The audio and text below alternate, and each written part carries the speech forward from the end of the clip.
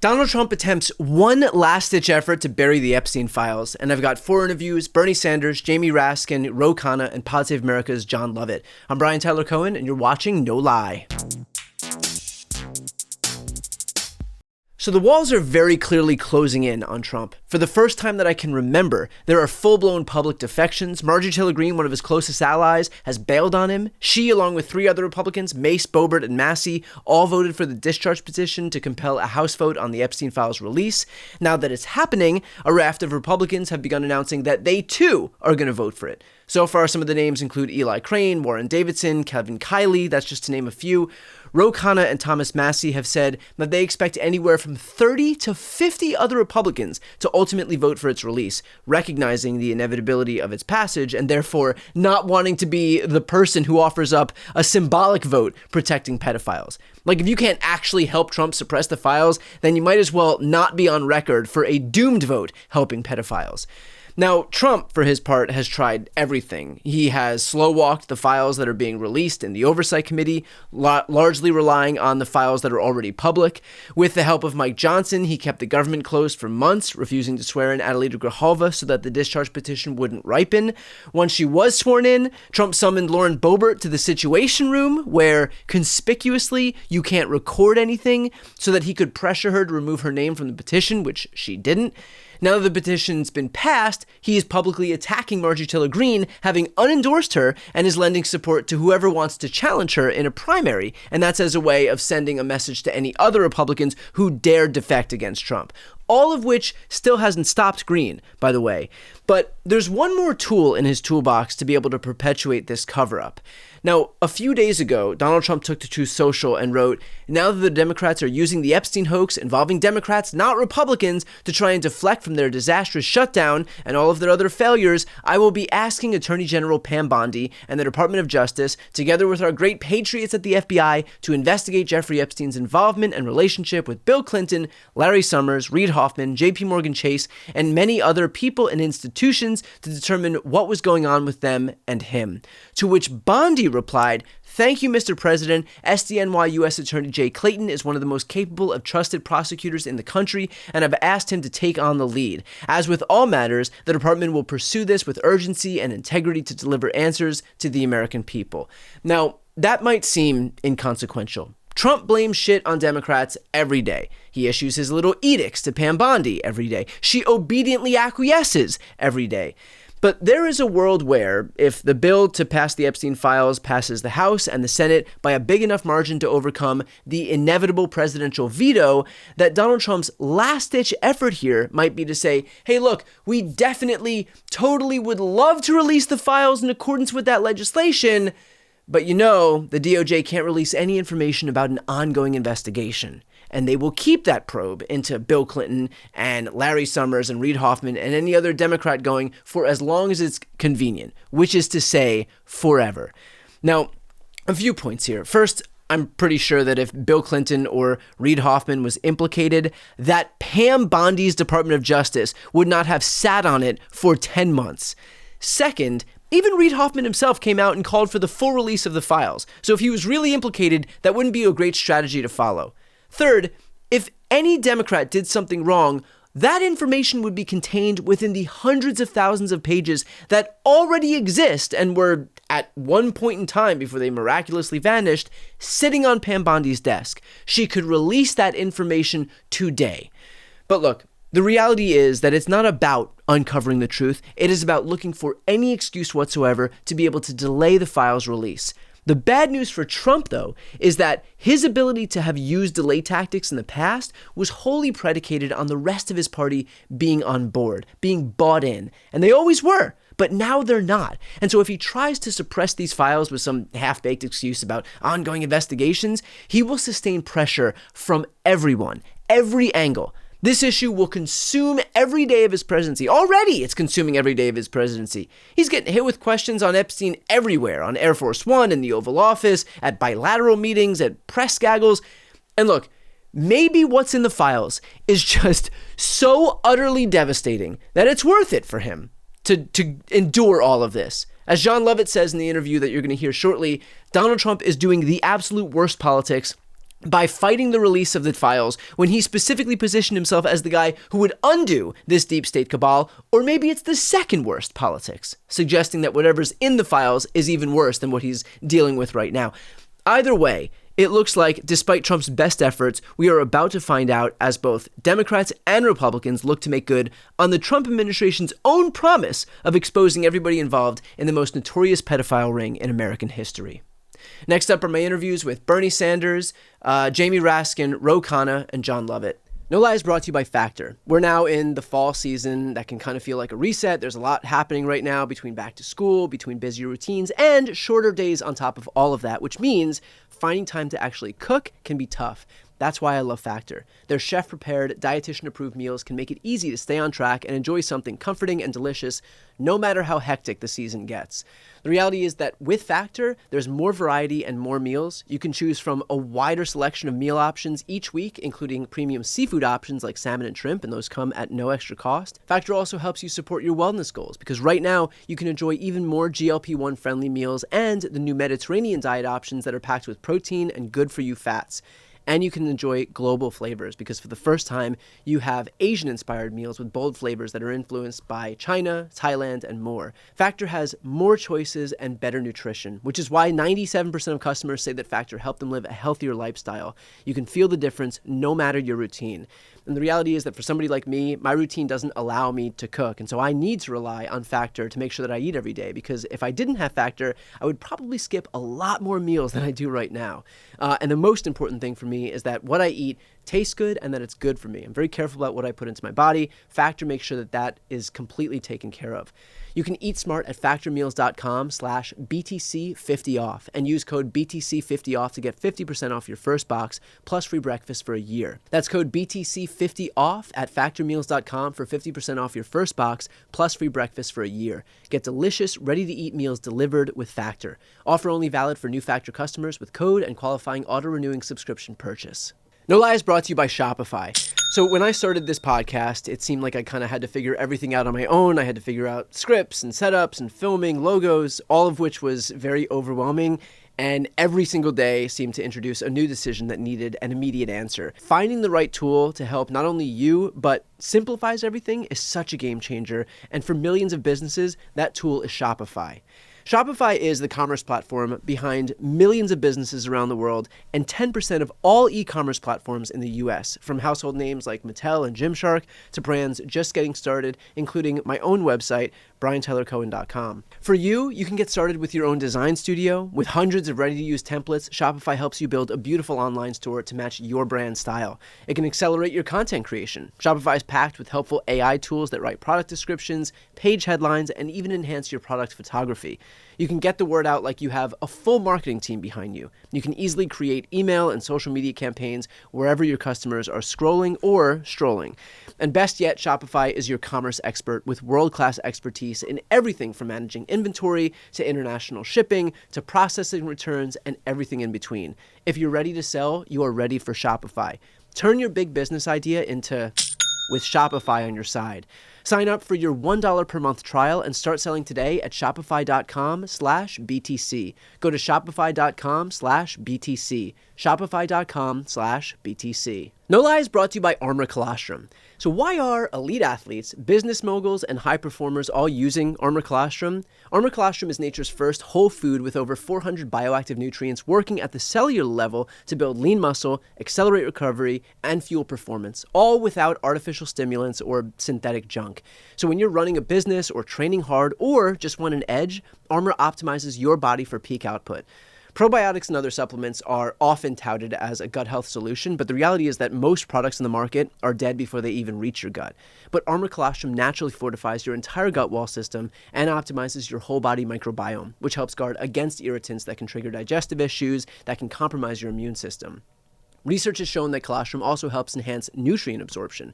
So let Armor Colostrum help you reach your goals by promoting lean muscle building and fueling better performance and faster recovery. Colostrum bioactives have been shown to reactivate hair follicle stem cells and activate collagen production, which promotes hair growth and enhances skin radiance. We've worked out a special offer just for my audience. Receive 30% off your first subscription order. Go to armor.com/BTC to get 30% off your first subscription order. That's ARMRA aa.com/BTC. I'm joined now by Senator Bernie Sanders. Senator, thanks so much for joining me. My pleasure. So, Senator, we're speaking in the aftermath of a deal being struck between 8 Senate Democrats and the Republican conference here in the Senate to basically reopen the government. You know, a lot of us were hoping that the Democrats would stay united and not capitulate to Republicans without any assurances on Affordable Care Act subsidies. Can you give a little insight into what went on, I guess, behind the scenes that led to this moment? Look, there have been for weeks and weeks a number of Democrats who, for a variety of reasons, I think, interestingly, they thought that Trump is just too strong, that Republicans were not going to yield. So they start off with the assumption that Trump can't be defeated, and then they look around them and they see federal employees not getting paid, Trump illegally withholding SNAP funds, kids going hungry, and they say, look, what's it worth? We're not going to win this thing. Now, I'm paraphrasing, and I'm not quoting anybody. That's my gut feeling. They thought it was a hopeless effort, and they kind of folded. Needless to say, I have a radically different approach. I think that Trump and his friends, while Trump may be crazy and a pathological liar, he is not stupid and he's a good politician. He saw what happened on Tuesday night. He obsessively reads polls. He knows that the American people are holding his administration and the Republicans accountable for this shutdown. They are on the defensive. We have already had 15 Republicans in the Senate defy Trump and say, release the SNAP funds. People in the House are saying, you know what? You got to make sure that the ACA premiums do not get doubled. Okay, you got to extend the benefits for a couple of years. So I think that if we had held firm, it would be the Republicans who would yield. That was not the position of these 8 Democrats. And building on exactly that, I mean, the reality is that we even saw Trump on election night tweet that it was the result of the fact that he's not on the ballot and the shutdown that resulted in this. We know that 2-in-1 independents were blaming Trump for the shutdown. The overwhelming majority of Americans were blaming Trump for the shutdown. And so how did these 8 Democrats who defected not see that the pressure was weighing on these Republicans? I mean, we got to the point where they were litigating on Twitter basically what a new healthcare plan needed to look like because the situation was untenable. And so I'm just a little bit confused on how those folks could see the pressure weighing so heavily on Trump, on Republicans, and think that despite all of that, despite the polling, and despite the election results on Tuesday, that the answer here was for Democrats to capitulate. Well, Brian, you're asking exactly the question that I and other people ask ourselves as well. And I think all that I can say is that, not in their defense, that they look at the world very differently than the world you described. As I said before, they look at it and saying, we can't win this thing. They're too strong, they're too powerful, Trump won't yield.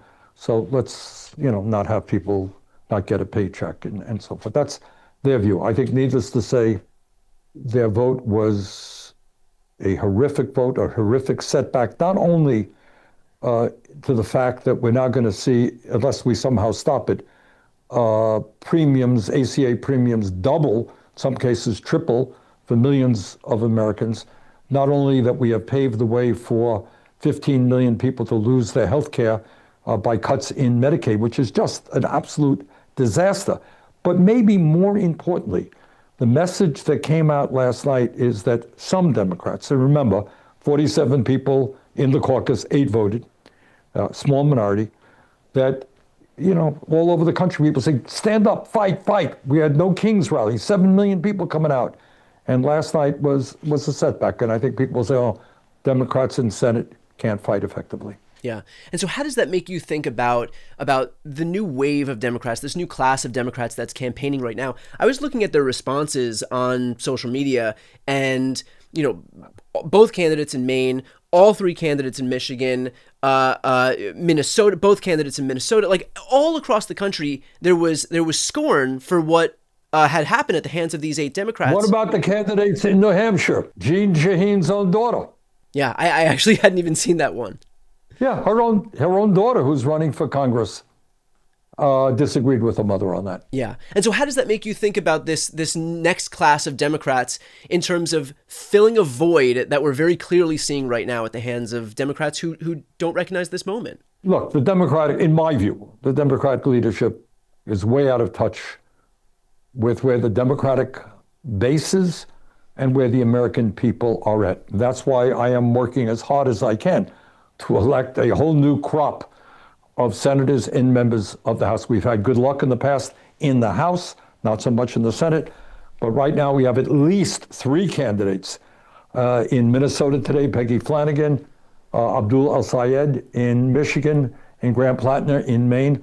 All of them, if elected to the Senate, will come in, be prepared to take on the oligarchs, be prepared to fight for Medicare for all, be prepared to demand that the billionaire class start paying their fair share of taxes, etc. So that's the kind of change that we need, and that's what I'm fighting for. In terms of the ACA specifically, one of, I guess, the concession that was made by Republicans is that there would be a vote on the ACA. But this vote, because it's regular order, it's not something that could pass through reconciliation. It's not something where the filibuster wouldn't apply. That would need 60 votes to pass out of the Senate. Democrats have 43 members, or 47 members, which means that we need 13 Republicans to defect. Do you have any confidence that there would be 13 Republicans who would recognize the need to extend the ACA subsidies? Brian, it is worse than that. Number one, there may be a few Republicans who would vote for it. I don't think 13 would, but it doesn't matter. Even if by some miracle you got 60 votes, where do you think that amendment would go? Go nowhere. Right. Speaker Johnson has made it very clear that he's not going to entertain it. Trump would never cite it. So it is an empty gesture, and that bothers me. It bothers me that people want to raise false hopes. Oh, we're going to bring forth an amendment. That amendment ain't going to go anyplace, period. End of discussion. In terms of finding some silver lining on that point, is there some consolation in the fact that now that amendment will go up for basically, a clean vote where people are able to see exactly where the Republicans stand on either extending or refusing to extend the ACA subsidies. And so from a political messaging perspective, at a bare minimum, it makes it clear who's supporting this stuff and who's opposing it. Well, the answer is, let me give you a firm political answer, yes and no. All right. And that is, yeah. Although I think most Americans who follow this thing already know what's going on. Right. But by the way, in a few hours, what time is it now? I think in an hour or so, Tammy Baldwin and I will be on the floor doing more or less just that, and we'll get a vote. There'll be a motion to proceed to extend for a vote to extend the ACA tax credits for another year. My guess is not one Republican will vote for it. So you're going to have a very similar vote literally within an hour, I think. And so what would your message be to folks around the country, who kind of have endured the whiplash of, on one hand, seeing the election results that we saw this past Tuesday, and yet watching what happened this week in terms of the Democrats, those 8 Democrats caving to the Republicans? Weighing the two developments, the election and the cave-in of 8 Democrats, the election is far, far more important. Look, the Democratic establishment, in my view, including many of these moderate Democrats, are way out of touch. And I would say that even if you look at the states that these guys come from, Maine, New Hampshire, the candidates who are running right now, who are in touch with voters every single day, trying to get elected, they are saying this was a sellout. Right. But what I think we should not underestimate is that we just had an election on Tuesday. And all over this country, Brian, and it was really quite extraordinary, much more positive than I think any of us anticipated. In small towns, all over New Jersey, small towns in Connecticut, I'm sorry, in California, in New York City, in Virginia, in New Jersey, all over this country, small towns, large cities, states, people said no to Trumpism, big time. Okay, young people began to come out and express their views. So what we have got to do is go above and beyond what happened yesterday, that terrible, terrible vote, and understand that, yes, you have parts of the Democratic establishment who are way, way out of touch with where the American people are or where we have got to go. And our job is to build a political movement. We are doing it with the 3 candidates for the Senate. I expect more to come with many candidates in the House, candidates all over this country running for local office. We're going to build that movement, grassroots movement, to do what Mamdani did in New York City, all over this country, and create a government that works for everybody, not just the billionaire class. Last question, Senator Sanders. We were in this situation where we were contending with the prospect of 42 million Americans losing their food assistance and 24 million Americans watching their healthcare premiums double, triple, quadruple, or more because Republicans decided to pit the sick against the hungry as a way to negotiate their way through this shutdown. And so what does it say that those were the hostages that they were willing to take, that the party of family values, the pro-children family party, decided to, again, pit the sick against the hungry as a way to get out of this shutdown? It is disgusting. It is disgusting. And in terms of SNAP, the idea that a president of the United States, as you know, Congress had appropriated over $5 billion very specifically, explicitly, in case there's a government shutdown, don't stop the funding. Here's over $5 billion. Right. And Trump acts illegally, totally illegally. You know, one day he says he's stopping, and the next day he's going forward, and he goes to the courts. The idea that you have a president of the United States, a leader of this country, is willing to see children go hungry is despicable, And again, I think people, Republicans, a lot of Republicans are on SNAP programs. You know, their kids are on. They see it. And, I think that is one of the reasons why Democrats did so well on Tuesday. And we got to keep up the fight. We'll leave it there. Senator Sanders, thank you, as always, for the moral clarity and for the time today. Thank you very much. I'm joined now by Congressman Jamie Raskin. Thanks for joining me. I'm delighted to be with you, Brian. So first and foremost, you have some news that you want to break. But before we jump into that, we have other breaking news, and that is that there is a new trove of emails tying Donald Trump to Jeffrey Epstein. Can I have your reaction to that news from the emails that were released from the Epstein estate to the Oversight Committee? Yeah, our Oversight Democratic colleagues released this stuff this morning with email mentions by Jeffrey Epstein that Trump clearly knew what was going on. He was, quote, the dog who didn't bark yet, meaning he hadn't spilled the beans on what he knew. And there's also a mention of the fact that he spent several hours alone with one of Epstein's victims, presumably, one of the girls caught up in the sex trafficking ring.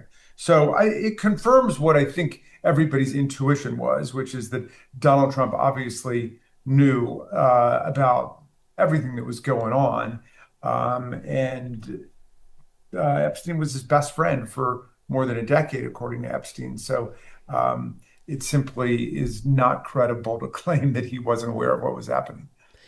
How does this make you think about Mike Johnson's not just willingness, but eagerness to keep the House closed for so long, recognizing that once the House is back in session and Adelita Grijalva is sworn in and there are 218 votes to discharge for the discharge petition to release the Epstein files, that this is the kind of stuff that's waiting on the other end?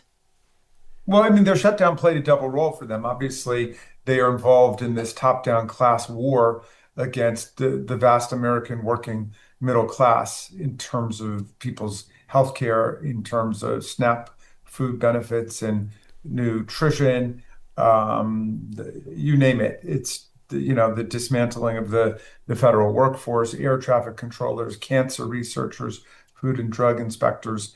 This is the program. But at the same time, they were able to postpone again further the reckoning that Donald Trump and his administration are going to have with the fact that he was knee or waist deep into the $1.5 billion child sex trafficking ring that his closest friend was running at the time. This really draws into focus some of the things that Trump's closest aides and officials, cabinet members, Kash Patel, Dan Bongino, all built their brands on this idea that they would condemn the Epstein files. And why wouldn't the deep state release this stuff? And there's got to be, where there's smoke, there's fire. What's your reaction to the fact that they are now part of the very administration that's engaged in exactly the kind of behavior that these people built their brands condemning?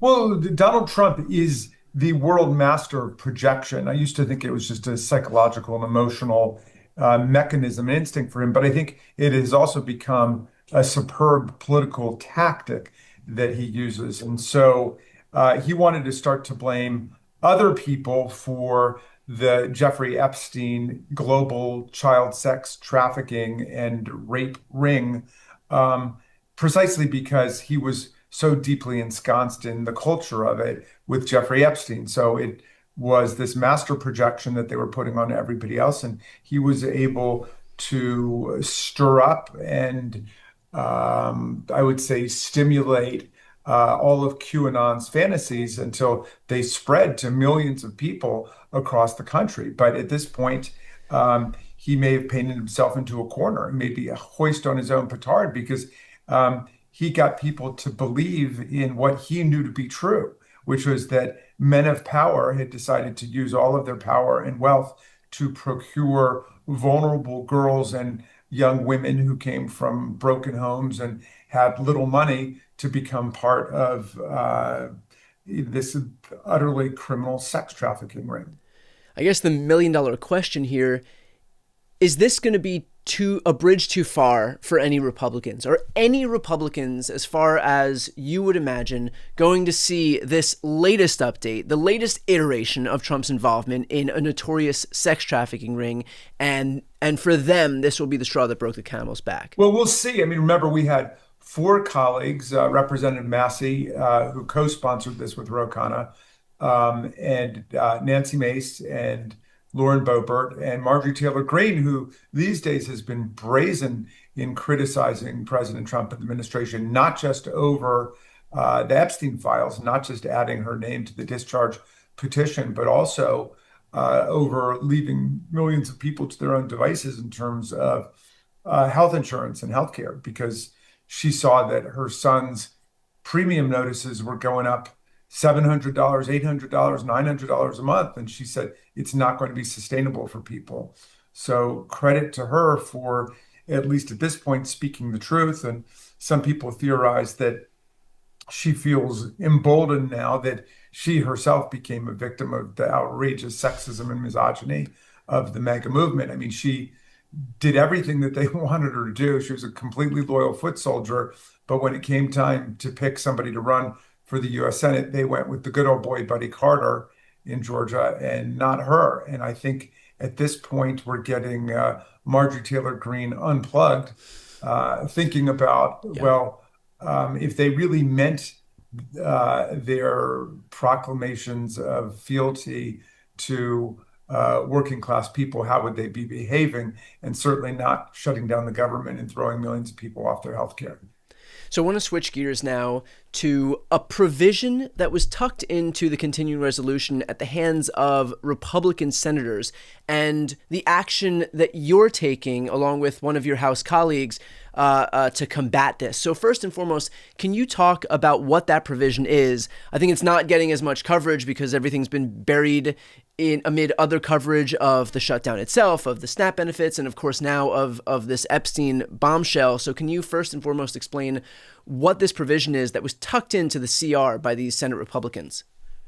Yeah, I mean, this is just a classic corrupt midnight rider that popped out of the Senate. It's a $1 million jackpot provision written specifically for the self-enrichment of 8 Republican senators who themselves voted on it. It's an extraordinary thing. They've been whining ever since it became news that those 8 senators who had been contacted by Trump or Giuliani or other co-conspirators around January 6th had their phone records subpoenaed by a grand jury. And though that grand jury had the power to subpoena records of anybody they thought may have evidence related to crimes being committed on January 6th. And obviously, there were hundreds and hundreds of crimes which have led to convictions that were committed on that day. So their phone numbers apparently popped up, or their names popped up in different places, and the grand jury subpoenaed their phone records. This is something that grand juries have the power to do. And the Department of Justice issued a non-disclosure notice for the fact that it had been obtained. Now, they might not like that, but then they need to introduce legislation to say that either grand juries don't have the power to get people's phone records. And understand, it's not the record of your conversation. It's not substantive. It's not like a phone tap. Right. It's just like your phone bill, who called who at what time, okay, which helps them reconstruct the chronology of events. Well, if they want to get rid of that, fine, they should get rid of it. If they're suddenly born again ACLU civil libertarians and they think that that's all private information and it should not be obtained by grand juries, then they should go ahead and legislate against it. But they're not taking that position. They're saying for them, for members of Congress, but not even members of Congress, because it doesn't even apply to members of the House of Representatives. It's for 100 senators. You can't get those phone records unless those people are personally notified. And if they're not notified, they can sue for $500,000 for the grand jury violation of their privacy, and another $500,000 for the judicial non-disclosure notice. So each of them will get $1 million at least, because that $500,000 in each case is a floor. It's not a ceiling. So they could sue for $10 or $20 million. And if they do it like Donald Trump, they'll try to settle with the government. They'll set it up in advance with Pam Bondi and Kash Patel and so on. But it's at least $1 million payout for these 8 senators. Now, it violates the rules of the Senate because, like in the House and like in every other legislative body in the country, you can't vote on legislation that will directly benefit you financially, you or a small group of people, just like in this case. It is utterly corrupt, and it's radically incompatible with every constitutional principle we have. Congress cannot raise its own pay.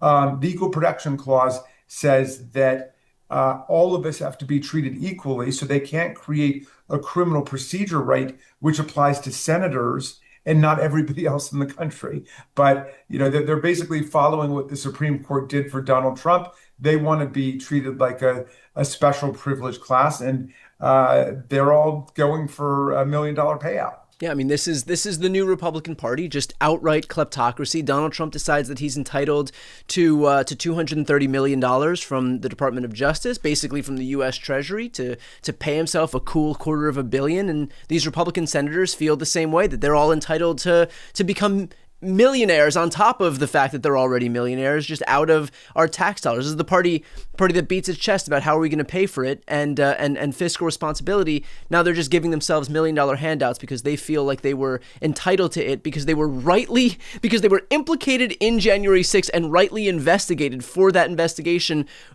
which uncovered hundreds and hundreds and hundreds of charges for the people that were involved. And so it's worth asking, in light of this, what action had you taken to try and prevent this, and how did Republicans respond? Well, when we saw this, I got immediately in touch with Teresa Leger Fernandez, who's my colleague from New Mexico, because she's been on the corruption thing too. We both agreed how outrageous it was. And so we introduced amendments last night to try to stop it. And what we said is, look, whatever else you think, Republicans, about this bargain, you might think it was the greatest agreement in the world. You might agree with us that it's really bad or somewhere in between. But nobody can go along with this. No self-respecting member of Congress who believes in the Constitution and the rule of law can go along with this. It's just utterly corrupt. A number of Republicans started speaking against it, including Congressman Scott. And a number of them expressed real unhappiness that these corrupt Republican senators were willing to pile this baggage even further onto their continuing resolution. But last night, they ended up unanimously voting to advance the continuing resolution without stripping that provision. So they voted down our amendment. And so is there going to be any way to prevent this from moving? I mean, not that this overt corruption is anything new in the Trump era, but given the fact that the resolution failed, is there going to be any way to prevent these Republican senators from doing what Trump does and just pilfering the federal government? Yeah, so they rejected our amendment. They're not going to allow us the opportunity to vote on it on the floor. They obviously don't want to put their own members in that squeeze play. I certainly hope that any Democrat who was even remotely thinking of voting for this agreement would at this point say there's no way they can vote for this agreement with this completely corrupt provision in there. You know what it reminds me of, Brian, is like the Roman Senate, which was said to have been just as corrupt as Julius Caesar or Caligula. I mean, the Roman Senate was a bunch of people who got there and immediately started figuring out ways to make money for themselves. Yeah.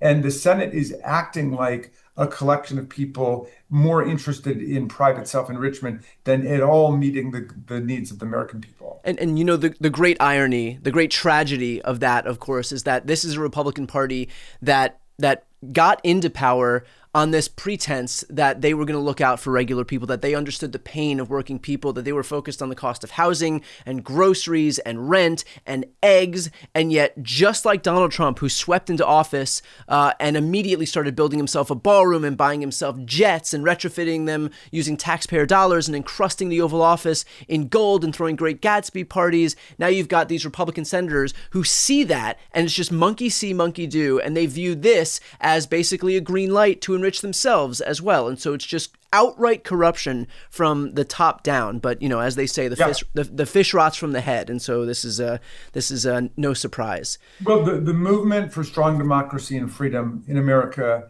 has a very clear target here, which is the complete corruption of our government by MAGA and by Donald Trump. And anybody who thinks it's just Donald Trump, it's not really the Republicans in Congress, I think has been disabused of that notion by virtue of Speaker Johnson shutting Congress down for nearly 2 months in order to avoid having to release the Epstein file and in order to throw millions of people off healthcare, and by the outrageous actions of these senators who are acting like senators in the Hunger Games or something. I mean, it's just this let them eat crypto attitude. We'll leave it there. Congressman Jamie Raskin, thanks as always for your time. Thank you, Brian. I'm joined now by Congressman Ro Khanna. Thanks for joining me.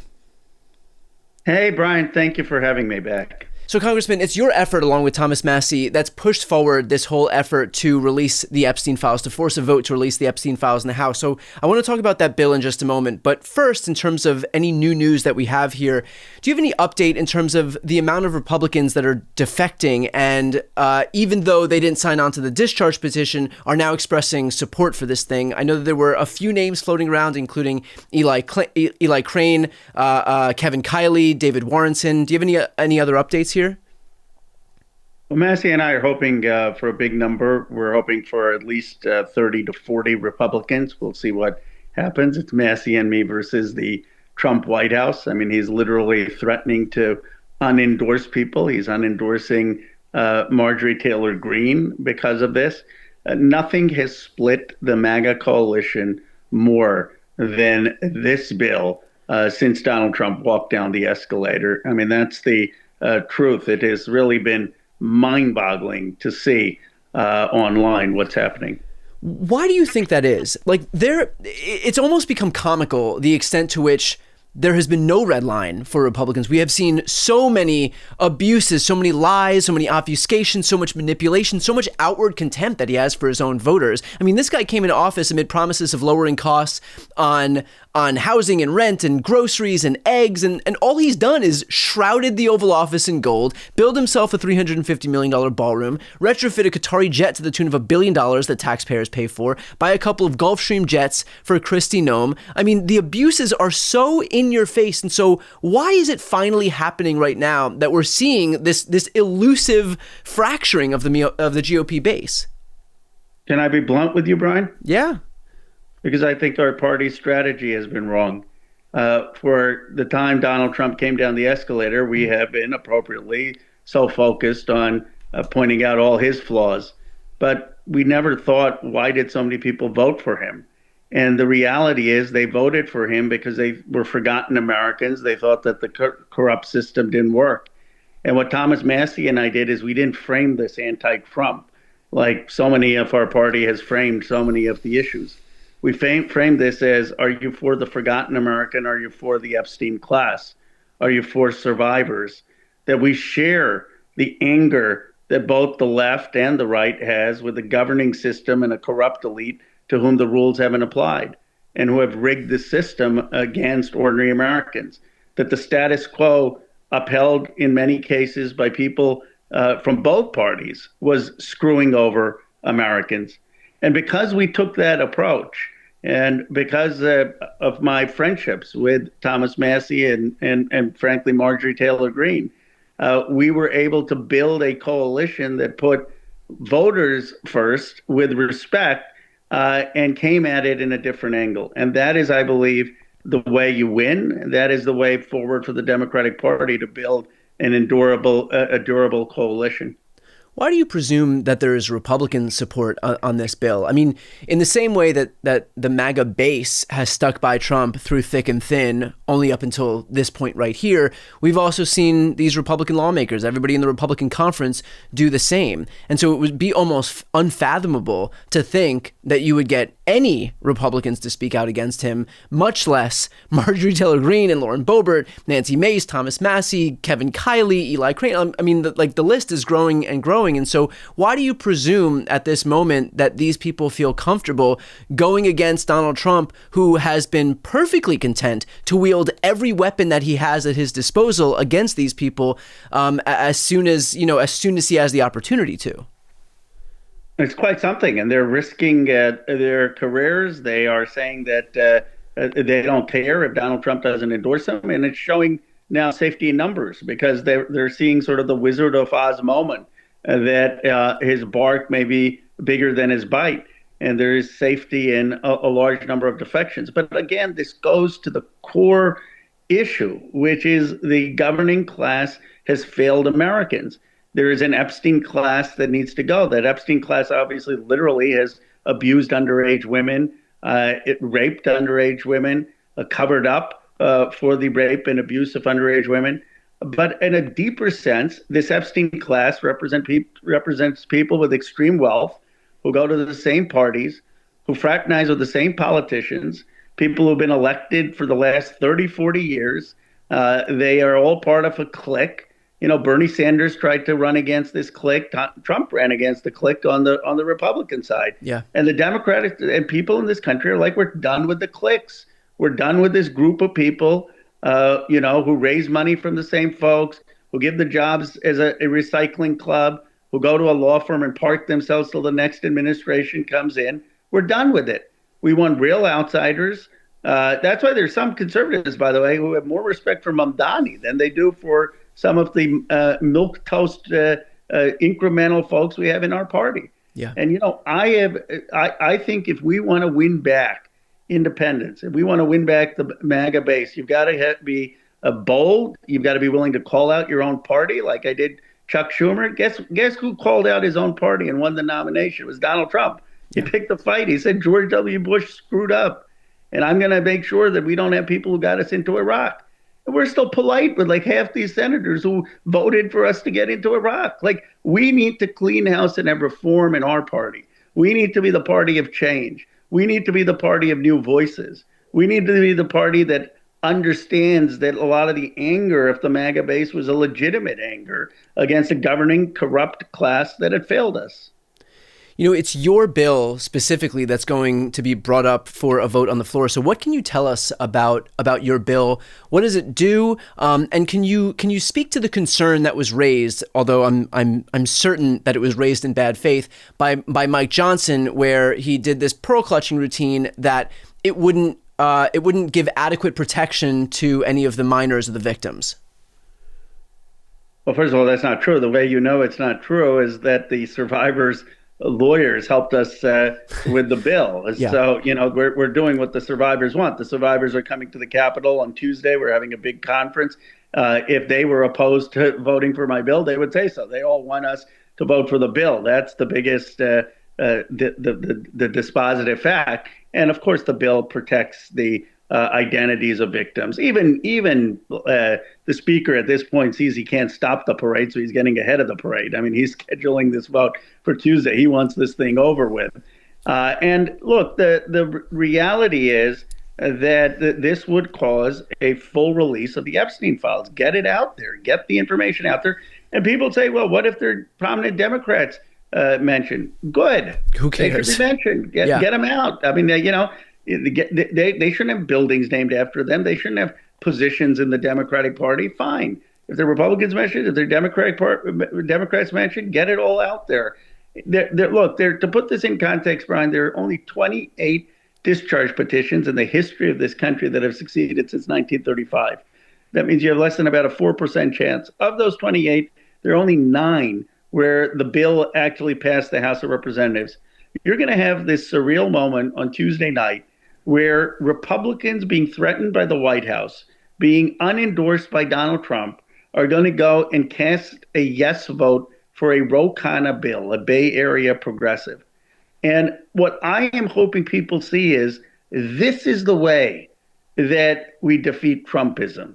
This is the way that we build back a Obama FDR-like coalition. It is not simply by going and chasing every terrible thing Trump does. It is by treating the voters who voted for Trump with respect, understanding their anger and grievance, and then working in coalition to further a reform agenda and an economic agenda that speaks to them. I really believe that this is the way forward for the country. We know that while it's very likely that this thing passes the House, almost certain that this thing passes the House, it's an uphill battle in the Senate, but even if it passes both the House and the Senate, that Trump is just going to veto this thing. And so what level of confidence do you have that if and when it gets sent back to Congress to see if there's a veto-proof majority that the House and the Senate have, that it'll actually reach that threshold? Well, look, we're hoping for 290. I was more confident at 290 till Trump has started basically I will unendorse you campaign. So we're up against someone who's grasping for power. I mean, he's really understands what an existential threat this has become to his presidency. It's not the files released that's the existential threat. It's the losing of the MAGA coalition that's the existential threat to his presidency. But I think if we get a big number, it'll put a lot of pressure on the Senate. And the bigger the number in the Senate, the more pressure it's putting on a release of the files. Look, since Massey and I have done this, we have made progress. I mean, the Justice Department has released some files because I wrote to the estate, Epstein estate with Comer. We've gotten other emails released, led to the disclosures about Trump's involvement with Epstein. We're going to continue to follow all of that. And the more that people are talking about this, the more pressure there's going to be for more of the files to be released. And if everything does succeed, how can you have confidence that this DOJ will release those files in their entirety? What is there to ensure that Pam Bondi or Trump himself doesn't just mess with the files so that anything especially damaging will be secreted? Well, we know what's in the files. I mean, I haven't seen them, but the lawyers of the victims have. So there are independent ways to verify whether what's being released is honest and true. There are also people from the Biden Justice Department that have seen the files. So there are independent verification that can take place about whether what we're getting is a selective leak. And then we're getting documents from the Epstein estate. So it would be particularly dangerous for the Justice Department to be leaking erroneous or redacted things when they know there are other sources for some of this information. Can you speak on the fact that immediately after the discharge petition ripened, so got 218 votes, there was an effort, I believe, led by Tim Burchett to just pass this thing by unanimous consent. And what that would do is just basically offer an up and down vote, yes or no, this thing passes, and then it moves on to the Senate. But what that would do in effect, in practice, is not put people in the difficult position of having to actually vote yes or no on this thing. So can I have your reaction to the fact that this was the immediate effort in the aftermath of seeing the inevitability of this bill to try and pass it by unanimous consent? Well, look, I like Tim Burchett, where I'm going to his district. We've worked together, but Tim was trying to be a bit too clever by by half here. What he was trying to do is get an agreement by unanimous consent where no one has to go on the record. And he hadn't consulted his own leadership or our leadership about it. And there were both Republicans and Democrats who wanted to have a vote. First of all, there are two things. If Tim's unanimous consent had passed, there would be no requirement to send the bill to the Senate. So it could have just died in the House because my bill actually requires within a week for the Speaker to send it to the Senate. And secondly, you really would have gotten no people on record. So the Senate could have just said, well, they don't have the votes really to get anywhere close to a veto proof or to have large numbers. So it was clever, but we're going to have a vote, and we're going to have the vote Tuesday. And finally, what do you say to Trump voters out there, or folks who have kind of been disillusioned with the Democratic Party, kind of at this moment where there is so much tumult in the political climate, whether it's on the left or the right, just in terms of there are a lot of folks who are going to feel politically homeless. There are a lot of folks who are, as we see the Trump-Green feud continue to play itself out, who continue to leave Trump's side or leave Marjorie Taylor Greene's side. Obviously, there's this growing faction with the whole Nick Fuentes, Tucker Carlson thing, and the Ben Shapiro faction of the Republican Party. So, and then on the left, you've got people who are recognizing that the centrism that we've seen at play with the shutdown, is exhausting for a lot of people as they continue to rally around younger folks and more progressive folks. And so just at this moment where there are a lot of politically homeless people, what's your message to them as we head toward 2026?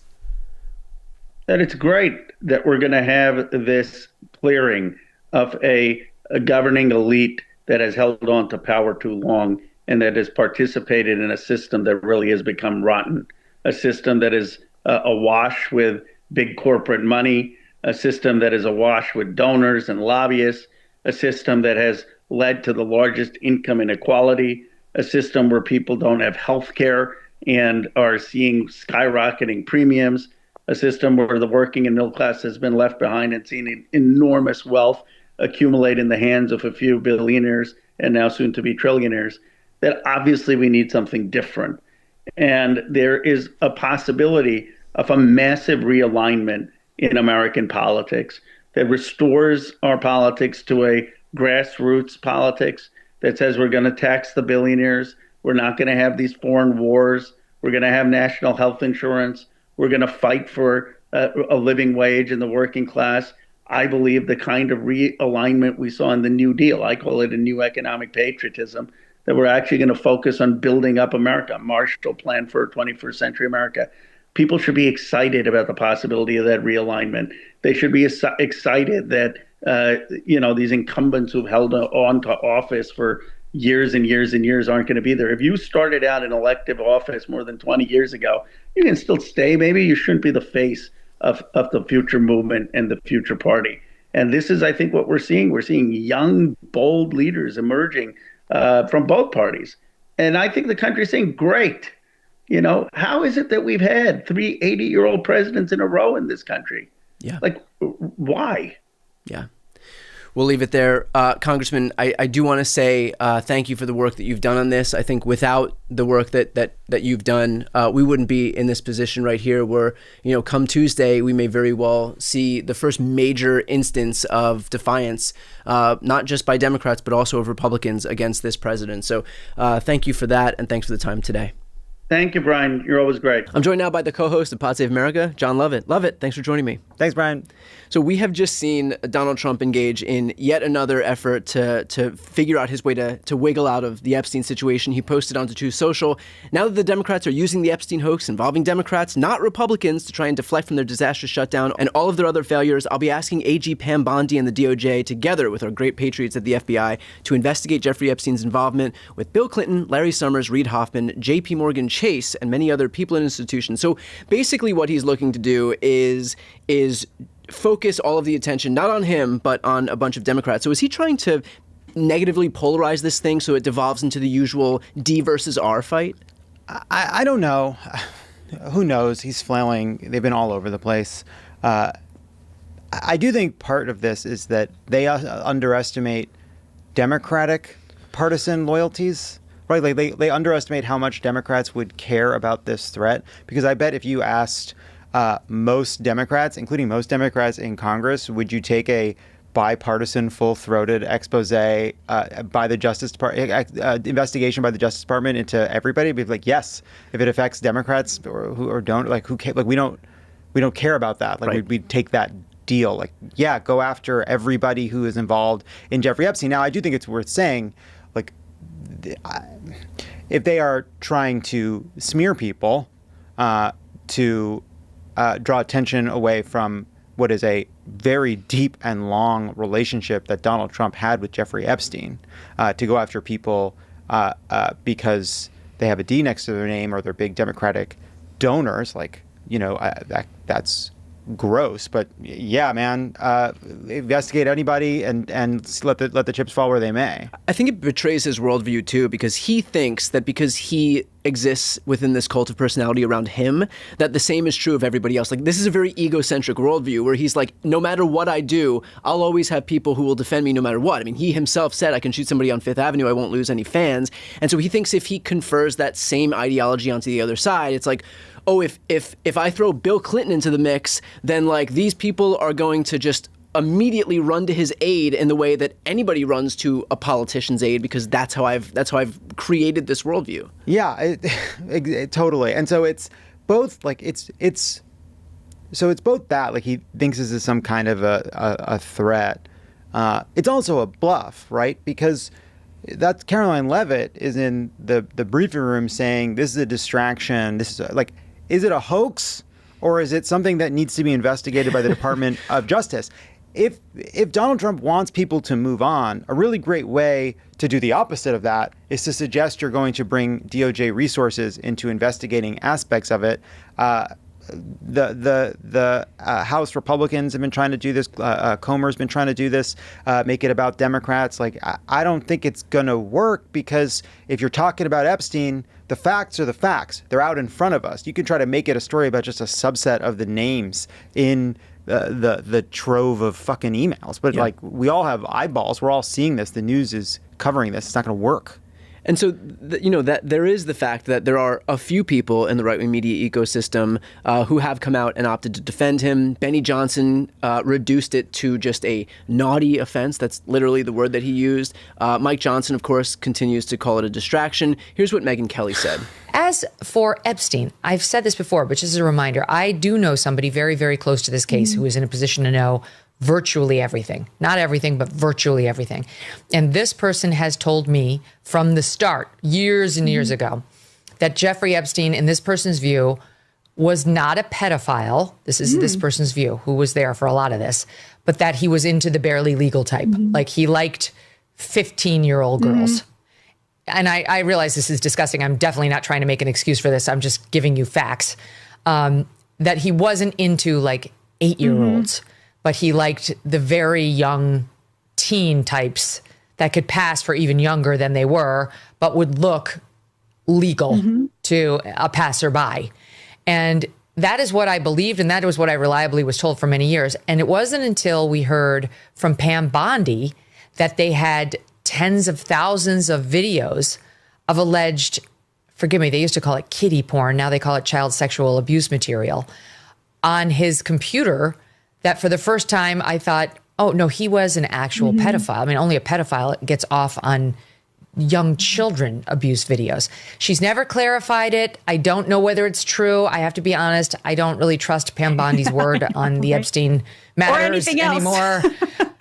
Yeah, so I don't know what's true about him, but we have yet to see anybody come forward and say, I was I was under 10. I was under 14 when I first came within his purview. Look, you can say that's a distinction without a difference. No, it's not. I think there is a difference. Yeah. There's a difference between a 15-year-old and a 5-year-old. Yeah. Such an important point, Megyn. Thank you so much. It is genuinely upsetting to me to see this turn for a couple of reasons. One, I know we're all bored to death of hypocrisy, but these are people that have been saying girls aren't safe in locker rooms. These are people that are going after fucking drag queens for reading stories. These are people claiming all kinds of ridiculous, fantastical, horrible things about trans people. And now we're dancing on the head of a pin as to whether or not someone is technically a pedophile if they like pubescent fucking girls who are still children. And what an interesting intellectual exercise. A story came out this week that looked at the girl that Matt Gaetz allegedly had paid for sex. And it was the first time we got this level of detail about her life. And it turns out that she was a junior in high school who was 17, who was at times living in a homeless shelter because one of her parents was homeless, who was trying to save up money for fucking braces, whose life was chaotic and insecure, and who ends up in this disgusting sex party where there are drugs and where she is being kind of exploited by these adult men.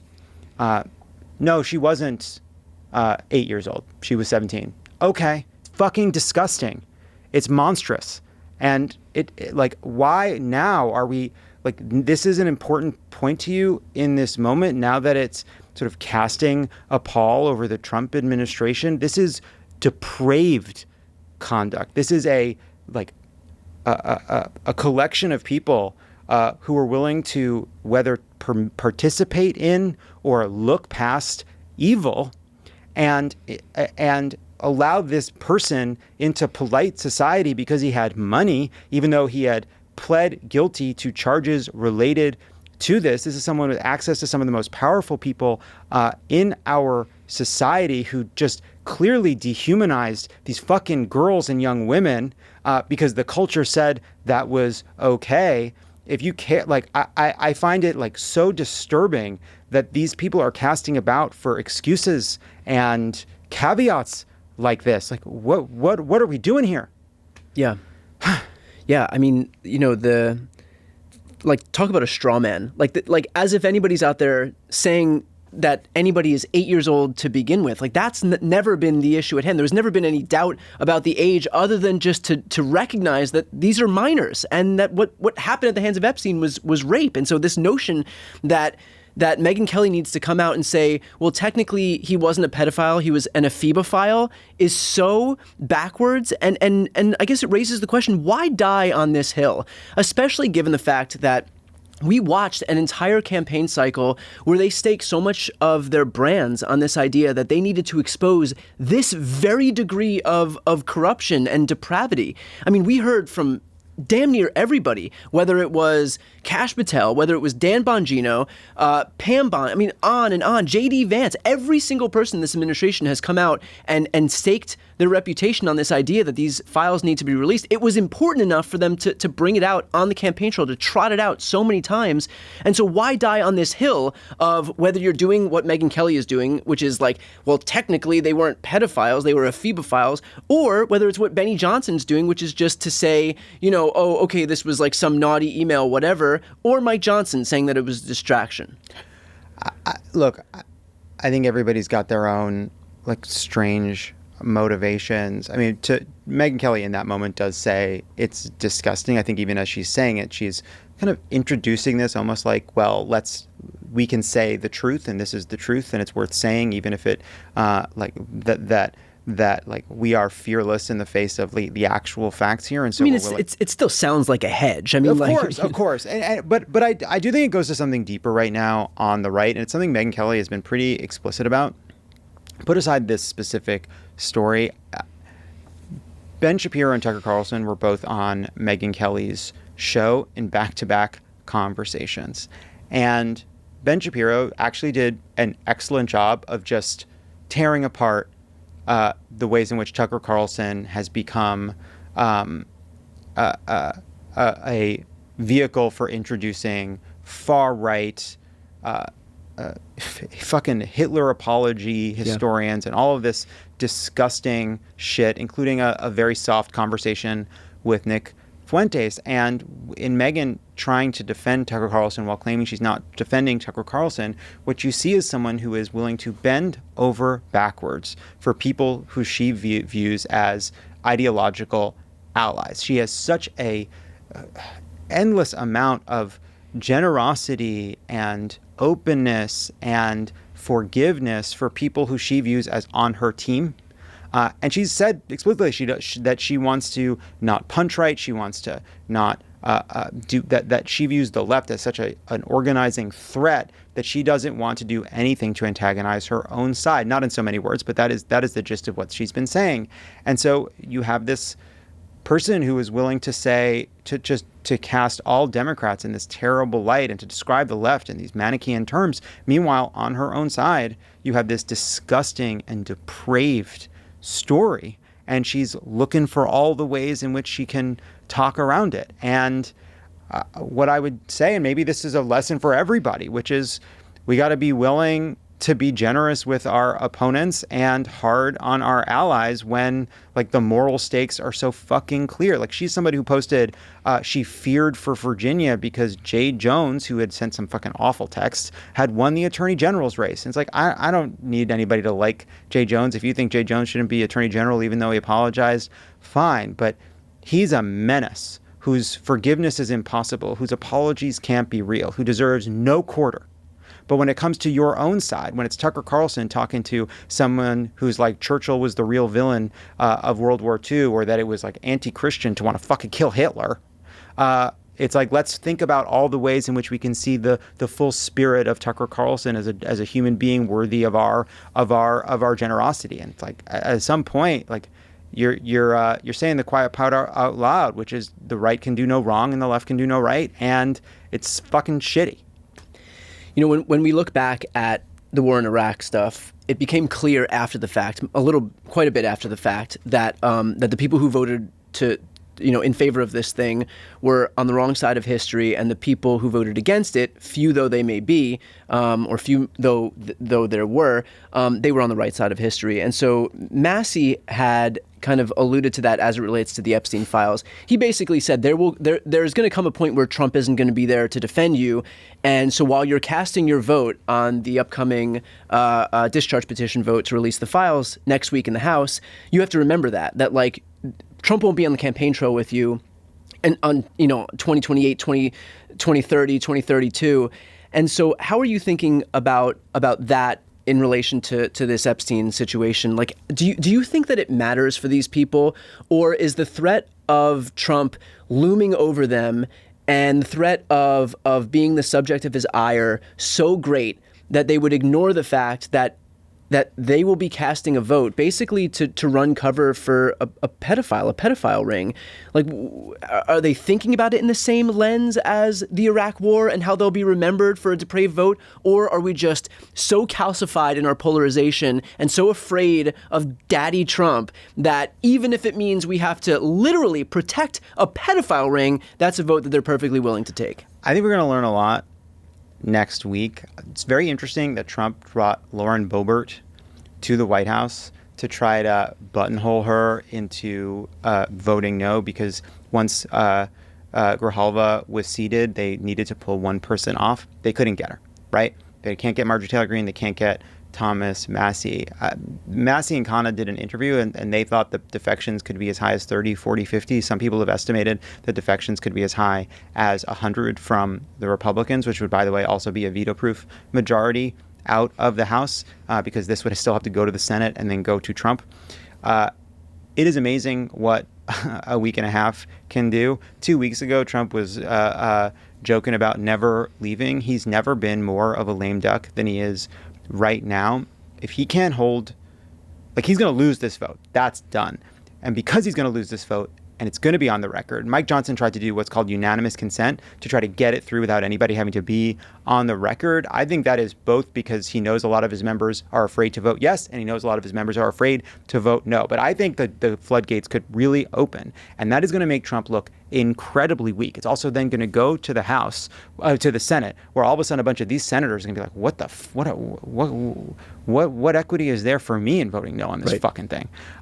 So I think it really exposes that, like, it's in a strange way, like kind of normal politics, Trump is just not as powerful to these guys. And that's the point Massey's making, right? It's not, yes, these guys don't, history, votes for history. These guys are barely able to think one day One day in ahead. advance, yeah. And it's been interesting too, like what issues can people break with Trump on? One of them for a long time has been budget, right? That especially in his first term, there were Republicans, House Freedom Caucus members who said, look, they are MAGA all the way through and through, but they won't vote for increasing the deficit. That's an ideological conviction that is deep for them, and I think quite real, as misguided in some ways as I think it is. And that was hard for Trump. He had to navigate that because there were people that were willing to buck him. And it's interesting how Epstein becomes that too, right? Because it almost gets at the deep motivations beneath the right, one of which is a kind of anti-tax, anti-government spirit, and the other is a conspiratorial anti-establishment spirit. And those are things Trump has tried to harness, but it's very dangerous for him to buck it. And this is an issue where clearly, look, just step all the way back.